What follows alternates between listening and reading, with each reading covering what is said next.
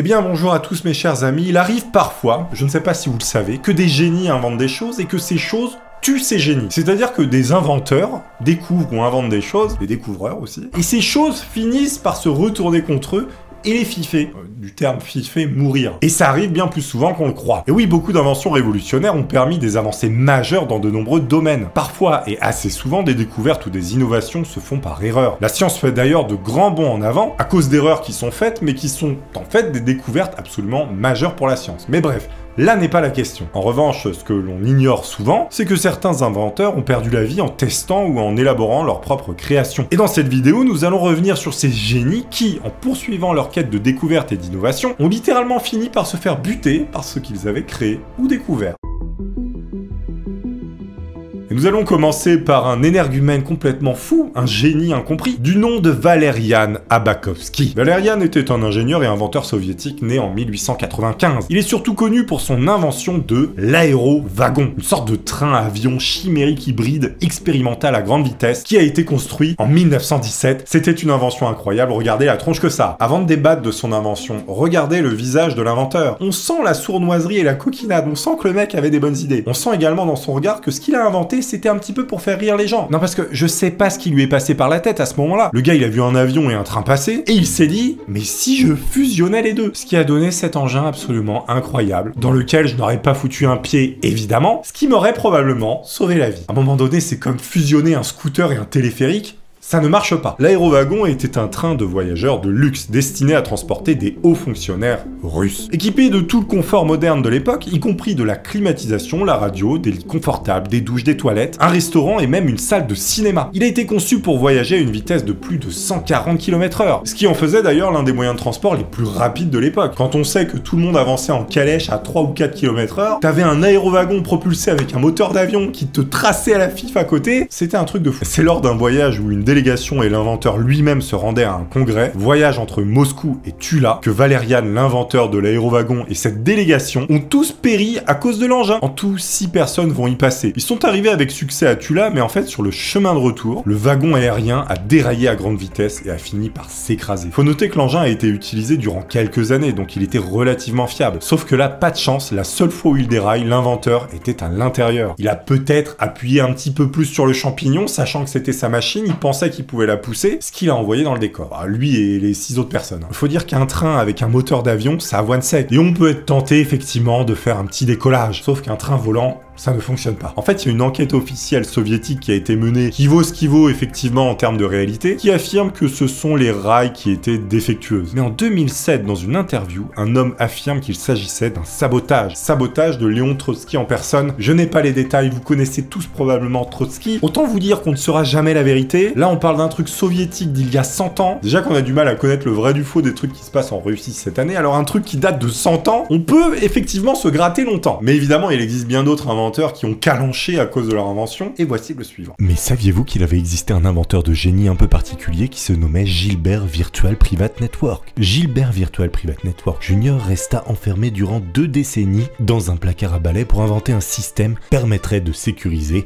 l'Internet. Nuit et jour, il a développé un logiciel capable de crypter vos connexions, mais également pour vous protéger des pop-up et des logiciels malveillants. Mais également un système pour stocker vos mots de passe afin de ne jamais les oublier. Et comme Gilbert avait pour nom de famille Virtual Private Network, il décida d'appeler son invention VPN. Et sachant qu'il venait d'un petit village au nord de Dunkerque, il décida également d'ajouter Nord devant VPN, ce qui donna NordVPN, bien évidemment. Vous ne croyez pas du tout à cette histoire? Eh bien, figurez-vous que tout ceci est vrai. NordVPN va vous apporter une sécurité maximale sur Internet, en rendant votre connexion anonyme et ainsi sécuriser tout ce que vous faites sur Internet. Quant à protection anti-menace, lui, il va vous défendre contre les malwares et les virus que vous pourriez croiser en ligne, mais également bloquer les pop-up intempestifs. NordPass va lui sauvegarder de manière sécurisée vos mots de passe afin de ne jamais les oublier. Il vous indique également en temps réel les sites susceptibles de compromettre vos données personnelles. C'est en quelque sorte un bodyguard du web. Vous pourrez également accéder à du contenu non disponible dans votre pays et moins cher. militaire. Mais Gilbert Virtual Private Network ne s'arrêta pas là. Après son invention révolutionnaire, il décida de vous faire gagner une Tesla Model Y si vous utilisez NordVPN. Pour cela, vous devez prendre un abonnement de 2 ans et cocher la case « Je participe au jeu concours pour tenter de remporter une Tesla Model Y et j'accepte les conditions générales ». Évidemment, retrouvez en description le lien pour télécharger NordVPN et obtenir une offre exclusive grâce au code promo TONY. Et tentez également de remporter une Tesla Model Y avec NordVPN. 30 jours, satisfait ou remboursé. Horace Lawson Unley. Horace était un ingénieur, inventeur américain né en 1823 en Caroline du Sud. Il est surtout connu pour avoir conçu et construit le premier sous-marin de guerre à avoir été utilisé avec succès, le CSS H.L. Unley. Rien à voir avec Counter-Strike Source, CSS, je vois venir. Horace, lui, il a travaillé sur de nombreux projets, allant de l'invention d'une machine à raffiner le sucre à l'élaboration d'un système de pompage d'eau pour les villes. En revanche, il est surtout connu pour son travail sur ce fameux sous-marin complètement fou qu'on va voir. Horace, il a conçu le H.L. Unley, qui a été utilisé pendant la guerre civile américaine. Ce sous-marin était propulsé par une équipe de 8 hommes qui manœuvraient à la main en tournant des manivelles. Attendez, là, on parle d'un sous-marin à propulsion humaine. Ce truc, c'est littéralement un pédalo submersible militaire. Mais attendez, c'est pas fini, parce que le bordel était armé. Le sous-marin était équipé d'une torpille explosive qui pouvait être attachée à la coque des navires ennemis et qui était déclenchée à distance. Non mais regardez-moi ce système tellement schlag, mais tellement génial. Vous avez une vieille bombe au bout d'une perche accrochée à l'avant du sous-marin, avec une sorte de couteau géant qui servait justement à se planter dans la coque des bateaux à faire exploser. En plus des mecs à l'intérieur qui ramaient ou pédalaient avec les mains, ce truc ressemble plus à une blague qu'autre chose, on est d'accord. Je sais pas si vous imaginez le délire de partir en guerre dans un truc comme ça. C'est-à-dire que toi, t'es marin, on te dit, frérot, tu vas pédaler dans un sous-marin et tu vas aller planter des torpilles dans les coques des bateaux avec ce truc. Ça n'a aucun sens. Et pourtant, ils l'ont fait. L'engin pesait tout de même 8 tonnes. Il n'y avait évidemment aucun système de recyclage d'air. La seule air disponible était celle embarquée au départ. Autant vous dire que quand vous aviez la tête qui commençait à tourner, c'est à partir de là qu'il fallait commencer à rentrer au port. C'était un peu l'alarme. C'est-à-dire que dès que tu commençais à vomir et à t'évanouir, c'est que le niveau d'air était un peu bas. Sécurité oblige. On est tous d'accord pour dire qu'il y a absolument rien de sérieux dans cette machine, pourtant c'était une vraie machine militaire. On est au plus bas niveau de la sécurité qui existe. Et pourtant, c'est ce sous-marin qui va lancer l'intérêt pour ce genre d'engin et le développement des sous-marins qu'on connaît aujourd'hui. À noter que cet engin coulera un seul bateau avec son espèce de torpille harpon, mais en fait il va sombrer juste après. Bon, c'est ballot. D'ailleurs, la torpille se nomme Spar Torpedo. Il y avait même des types qui l'utilisaient au bout d'une canne sur un bateau, comme vous pouvez le voir ici. Autant vous dire qu'il fallait avoir une sacrée paire pour attaquer avec cet engin de mort. On est plus sur un combat de joute médiévale avec une bombe au bout d'une perche qu'une bataille navale, vous en conviendrez. Et donc en août 1863, le premier essai de ce sous-marin se solde par un échec. Le sous-marin coule et 5 membres d'équipage meurent noyés. Horace, l'inventeur de cette fabuleuse machine qui en réchappe, n'est pas découragé et retente une plongée en octobre. Et à 40 ans, il ne survivra pas à celle-ci et causera la mort des 8 autres gars qui étaient avec lui. Le truc était moyennement fiable. Si à chaque sortie, t'as 8 morts, à un moment donné, faut arrêter. C'est pas bon. Mais passons à un autre énergumène complètement incroyable et complètement fou. Tel est le but de cette vidéo. Max Valier. Max Valier, c'était un ingénieur et inventeur autrichien né en 1895 en Italie. Il est surtout connu pour son travail dans le domaine des moteurs fusées et son rôle dans la popularisation de la science-fiction en Allemagne. Max était passionné par les fusées depuis son plus jeune âge et il a commencé à travailler sur des moteurs fusées dès les années 20. Il a été l'un des premiers à développer des moteurs fusées à propergol. Alors le propergol liquide, c'est en gros un produit à l'état liquide, ou parfois 2 produits, donc 2 ergols, qui forment le propergol, un carburant et un comburant. C'est le nom qu'on donne au carburant seulement quand il est utilisé dans un moteur à réaction. C'est-à-dire que le diesel qu'il y a dans votre voiture, on peut pas dire propergol ou ergol. Sauf si vous mettez un moteur à réaction sur votre bagnole. Il y en a qui vont le faire, c'est sûr. Il y a d'ailleurs des fusées au gasoil, ou plutôt au kérosène, mais c'est presque la même chose, comme pour celle du programme Apollo avec Saturne V, qui d'ailleurs brûlait 770 300 litres de kérosène et 1 204 000 litres d'oxygène en 2 minutes et 30 secondes. Le réchauffement climatique en sueur. Bon, maintenant c'est de l'oxygène, mais bon, l'oxygène pour le mettre à l'état liquide, ça consomme. Mais là n'est pas la question, c'est une goutte d'eau dans le réservoir de merde climatique. Et en fait, cette technologie d'ergol liquide, elle était très nouvelle à l'époque de Max Valier. Il a aussi travaillé sur des fusées à poudre et des propulseurs à réaction. Max, il a travaillé en étroite collaboration avec Fritz von Opel, un ingénieur allemand passionné par les fusées et qui, comme son nom l'indique, a fait la marque Opel, marque éponyme. Ça va mal tourner, calmez-vous. Ensemble, ils ont donc conçu une série de voitures fusées. Non mais là, c'est pareil. pareil, les mecs, ils ont vu une fusée, une bagnole, ils se sont dit, faut fusionner, faut faire quelque chose. On va coller un réacteur de fusée sur une bagnole, ça va être rigolo. Non, non, tout le monde va crever. Ils ont donc construit la voiture fusée Opel Rack One. Et le train fusée Schienen Zeppelin. Je sais pas si j'avais le bon accent, mais en tout cas, à prononcer, c'est très dur. Regardez l'Opel à turboréacteur. Franchement, c'est une œuvre d'art en plus d'être un cercueil roulant, on est d'accord. Et je vous parle pas du train fusée qui est aussi extrêmement stylax avec ce nom imprononçable. Par contre, fallait pas rester trop près du quai, non, parce que regardez le bordel quand il rentre en gare. Il avait tendance à couper les bras des badauds. On l'appelait d'ailleurs le train barbier. Le problème, c'est qu'il vous faisait la barbe et la carotide en même temps. De nombreux prototypes seront testés avec plus ou moins de succès pour la voiture Opel à réaction. Jusqu'à ce jour de mai 1930, où la chambre à combustion d'un de ses engins explose. Malheureusement, le poumon de Max est transpercé par un éclat de métal et il va mourir d'une hémorragie en quelques minutes. Opel Corsa, Dacia Qualitat. Oui, mais sans réacteur. Thomas Midgley. Alors Thomas, lui, c'est également un ingénieur, mais il est aussi chimiste. C'est un Américain qui est né en 1889. Il est surtout connu pour son travail sur les fluides frigorigènes, les carburants et les lubrifiants. Oui, Thomas était expert en lubrifiants. Ça existe. Et est-ce que c'est ça qui a causé sa perte? Et dans quelles circonstances?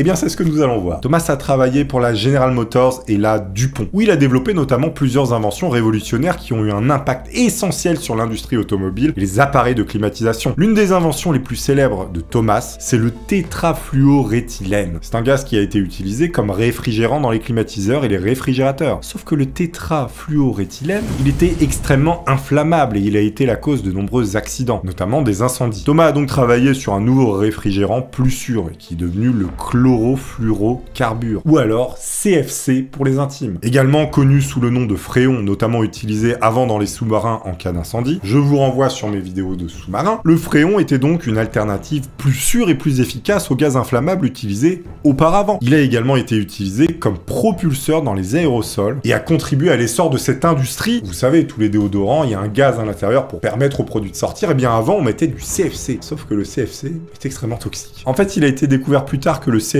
était responsable de la destruction de la couche d'ozone, ce qui a conduit à son interdiction dans les années 90. C'est d'ailleurs à cause de ce gaz qu'il y a eu un énorme trou dans la couche d'ozone en Australie, ce qui corrélait avec le nombre de cancers de la peau là-bas, puisque les UV passaient tout simplement et venaient rôtir les gens littéralement. A noter que ce trou s'est rebouché partiellement, mais si on avait continué à utiliser ce gaz, en fait cette couche d'ozone elle n'aurait jamais pu se reconstituer, c'était les calculs des météorologistes qui ont été faits à l'époque. Mais ouf, on est sauvé, le climat va bien, la Terre est sauvée, je ne crois pas. Mais revenons à notre cher monsieur. Premier coup dur en 1924, Thomas a contracté la poliomyélite, qui l'a laissé paralysé de la taille aux pieds. Il a continué de vivre et de travailler, mais plus difficilement, vous imaginez bien. Second coup dur pour Thomas, 1940. Thomas a accidentellement inhalé du tétrachlorure de carbone, et donc ce fameux solvant qu'il avait lui-même inventé. Déjà avec un nom pareil, tu sais que si tu respires ce truc, ton espérance de vie, elle va chuter tel un oiseau sans ailes. Oui, je suis poète, bonjour. Le produit chimique s'est avéré être très toxique, et Thomas a été gravement empoisonné. Il a développé une maladie nerveuse qui l'a rendu incapable de se déplacer ou de parler. Il a finalement décidé de mettre fin à ses jours en se pendant à 55 ans. La chute est un peu dure, mais c'est la réalité. Ce qui est incroyable, c'est qu'on est quand même sur un petit génie, littéralement, qui se fait rattraper par ce qu'il a inventé et qui cause sa perte. On est vraiment dans une pièce de théâtre dramatique, mais dans la réalité. Pièce de théâtre à base de gaz de frigo et autres gaz peu comestibles,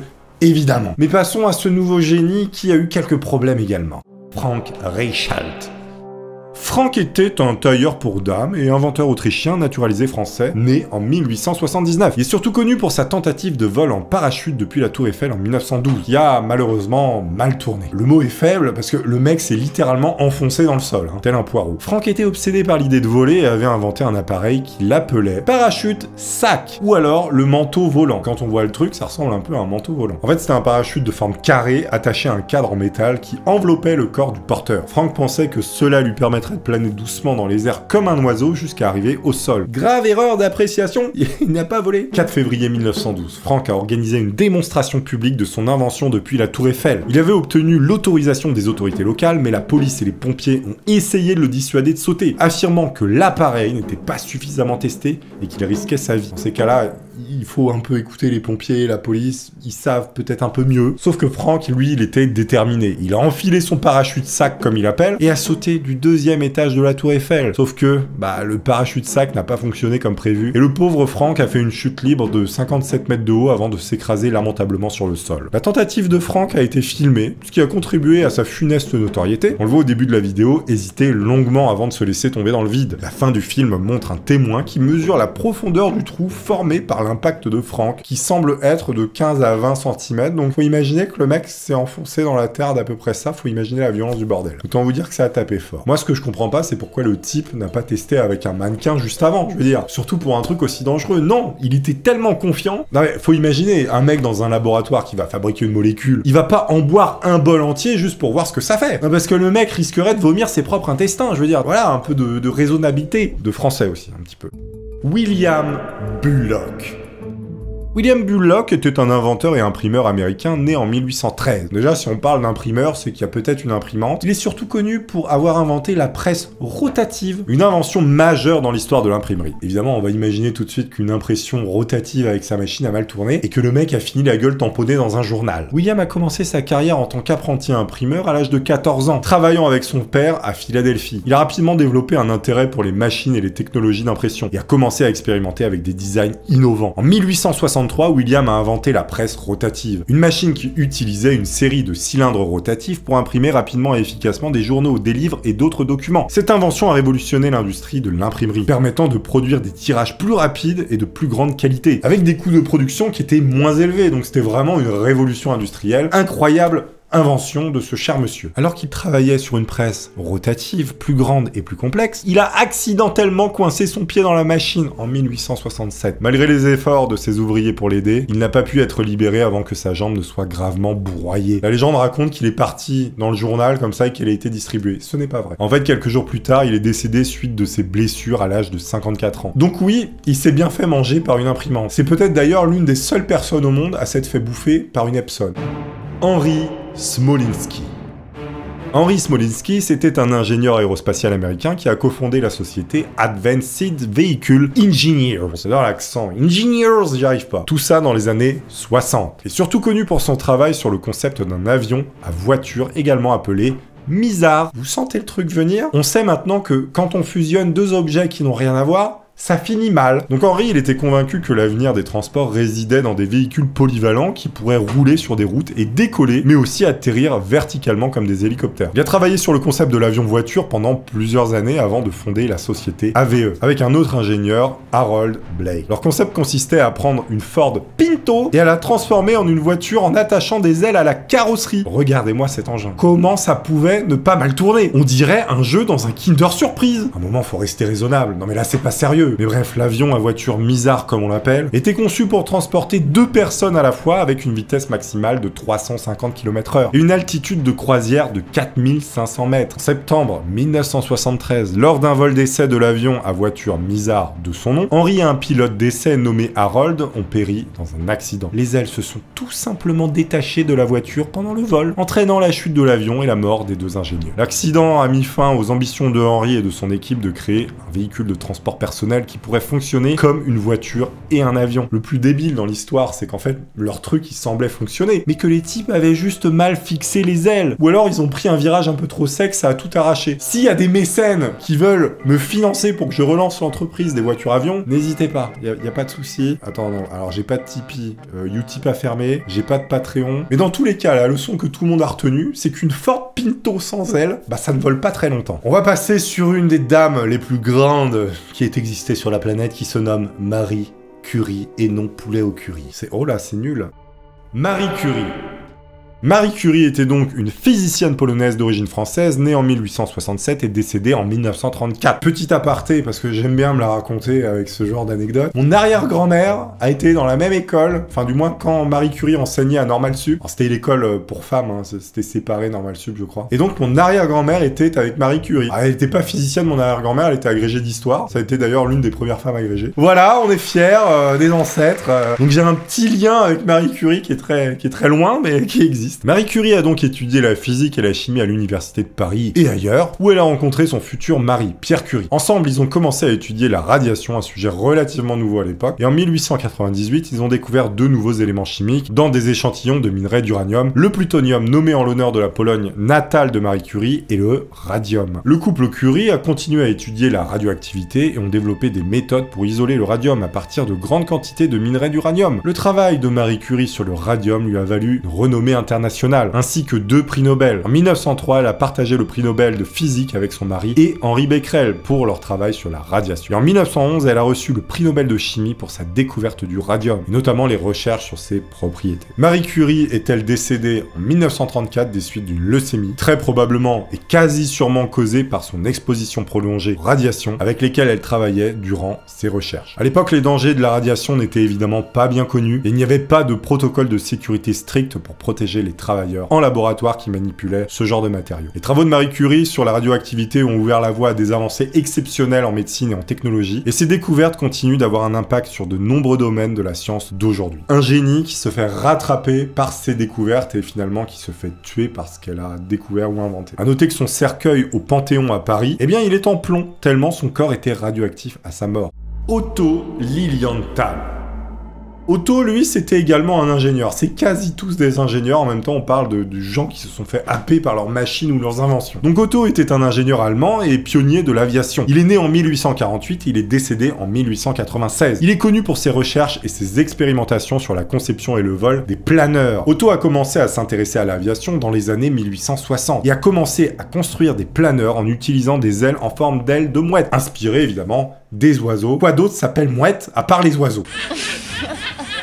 Il a effectué plus de 2000 vols en planeur et ses recherches ont été largement reconnues pour leur contribution à la compréhension du vol. Ces dernières inventions sont des monoplans ou biplans qui présentent des caractères communs. Une aile concave de 7 mètres sur une armature légère en rotin ou en bambou. Oui, il y avait des planeurs en rotin ou en bambou à l'époque. Une queue avec des rives fixes et plan horizontal, généralement articulés. Suspendu entre les ailes, le pilote commande l'ensemble par mouvement des bras et des jambes. En 1896, alors qu'il volait à environ 20 mètres de hauteur, son planeur a perdu de l'altitude et a commencé à piquer vers le sol suite à un très fort vent. Otto n'a pas réussi à redresser le vol et le planeur s'est écrasé, le laissant gravement blessé. Il est décédé le lendemain des suites de ses blessures. Les recherches et les travaux d'Otto ont eu un impact significatif sur le développement de l'aviation, en jetant les bases de la conception de planeurs et en influençant d'autres pionniers tels que les frères Wright. Là encore un petit génie qui s'est fait rattraper par son invention, et il y en a même qui disent qu'ils l'ont vu voler. Je sais pas si c'est de très très bon goût. Thomas Andrews. Thomas Andrews, vous savez ce qu'il faisait comme métier? Ingénieur! Il était ingénieur dans la navale irlandaise. Il est né en 1873. Il a travaillé pour la compagnie Arran & Wolff, où il a contribué à la conception de nombreux navires, dont le très peu connu Titanic. Thomas a commencé sa carrière chez Arran & Wolff en 1898 en tant qu'apprenti. Il a rapidement gravi les échelons et a été nommé chef du département de conception de navires en 1907. Il a été chargé de superviser la construction du plus célèbre des paquebots, le Titanic. Le 10 avril 1912, Thomas a embarqué sur le Titanic lors de son voyage inaugural de Southampton à New York. Je crois que vous connaissez le fin mot de l'histoire. Mais la grande question qui subsiste, les amis, c'est pourquoi Rose n'a pas fait une petite place sur cette porte flottante sur laquelle elle était, et sur laquelle il y avait clairement de la place pour deux. Pourquoi n'a-t-elle pas fait une place pour Jack, qui a coulé comme une crotte au fond de l'Atlantique? Mais ça, c'est un autre débat. Bref, le rôle de cet ingénieur était d'inspecter le navire pendant le voyage et de veiller à ce que tout fonctionne correctement. Sauf que vous connaissez maintenant l'histoire, le navire a heurté un iceberg le soir du 14 avril et a commencé à sombrer rapidement. Selon les témoignages de certains survivants, Andrews est resté calme et courageux jusqu'à la fin, donnant des instructions aux passagers et aux membres d'équipage. Malheureusement, Andrews n'a pas réussi à survivre au naufrage. Il a été vu pour la dernière fois dans le grand escalier du navire, à discuter avec des membres d'équipage et à aider les passagers à évacuer. Encore un inventeur happé, là on peut le dire littéralement par son invention, car tel est le sujet de cette vidéo, mais attendez, ce n'est pas fini. Jimmy Esseldeb. Cette histoire avec ce personnage est un peu improbable, mais tout aussi intéressante. Jimmy Esseldeb était un multimillionnaire britannique philanthrope né en 1948 en Angleterre. Avec sa fortune évaluée à l'époque à 200 millions d'euros, il a racheté la société Segway. Mais oui, vous savez, les patinettes électriques sur deux roues avec un manche, là, les trucs où tu ressembles à rien quand tu l'utilises. Il n'était donc pas le créateur à proprement parler de Segway, mais le propriétaire de la société qui les créait et qui les vendait. Ironie du sort absolument incroyable, le millionnaire est tombé d'une falaise pendant une balade sur sa propriété. arrêté, alors qu'il venait de perdre le contrôle justement de son Segway sur lequel il était. Il a été retrouvé dans une rivière, la rivière Wave, au fond d'un ravin avec un Segway. La morale de cette vidéo et de cette histoire, de ces histoires incroyables, c'est qu'il faut toujours se méfier de ce que l'on invente. Je vous invite à aller voir cette vidéo que j'ai concoctée spécialement pour vous. Merci à tous, je vous dis à très vite sur la chaîne Toony. Pensez à vous abonner, à partager cette chaîne YouTube à tous vos amis, à toute votre famille. À très bientôt chez Père Toonlar. Je vous embrasse. Merci à tous. Au revoir.